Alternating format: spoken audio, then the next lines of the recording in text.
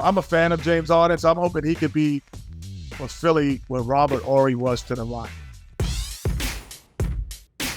I know the NBA is encouraging players right now to play all 82 games and really pushing back on load management with fines. So how do you stand on this?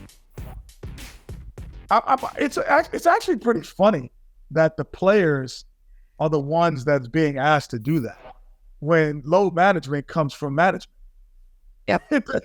It's existed from management. Like players never came in and said, hey, I don't want to play tonight. I want to take a couple of days off. How load management starts is if there's a device that players wear around their chest. And when it hits a certain numbers, the training staff tells the management this guy's hit his load for the day. So we need to sit him out.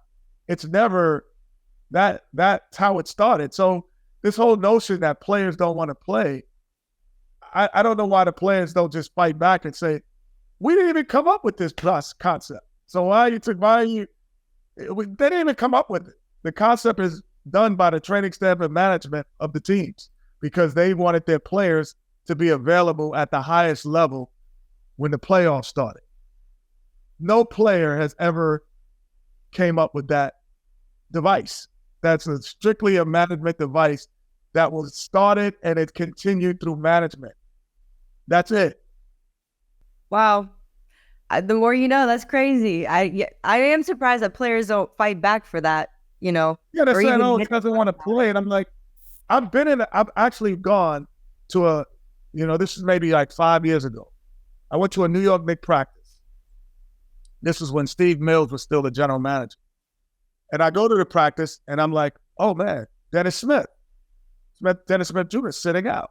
I'm like, why is he sitting out? He's like, oh man, he hit load management. I'm like, he's fighting for position to play on the team. I said, I know. He says, I know, Kenny, but they just gave me the note and he's got to sit out. So Dennis Smith Jr. was sitting out based on what they told him to do.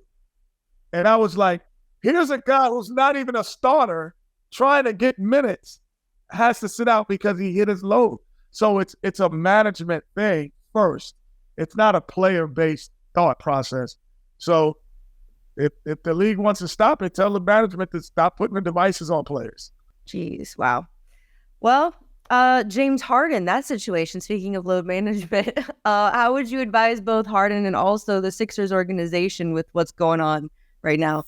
Well, it's unfortunate because if James Harden was in Kalamazoo playing, and he said, man, I want to get traded from Kalamazoo, we'd be like, go to Philly. Like, we don't say Philly's the spot for you. Go there. You're going to play with Joel Embiid, an MVP candidate. You're going to get a chance to be a contender and win an NBA championship. So it's really disappointing that can't work out. I'm hoping that, I'm a fan of James Harden, so I'm hoping he could be for Philly what Robert Horry was to the Rockets. When I say that, Robert Horry got actually traded, went to San Antonio. The trade got rescinded. He had to come back. And then we won 2 championships. So he had to swallow his pride and be a starter for a team that didn't want him.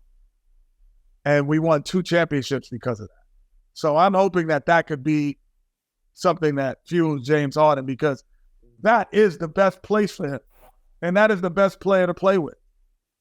Wow. Those are big words to say. I hope he can because and this is just me, I never played for management. I played for the coaches and my players. I never played for them. I never thought about them when I was playing.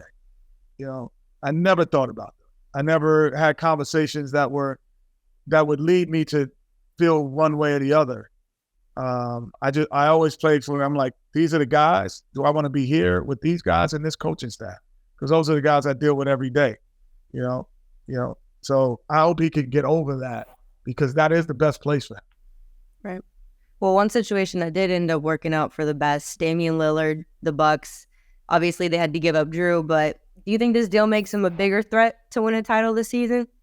Oh, 100%. First, he's on a team that's already won with similar characteristics and similar players. And all he has to do is kind of come in, Mackenzie, and just kind of be Dame. Like, he's one of the top 75 players of all time. he and Giannis, two guys on the same team, top 75 guys of all time.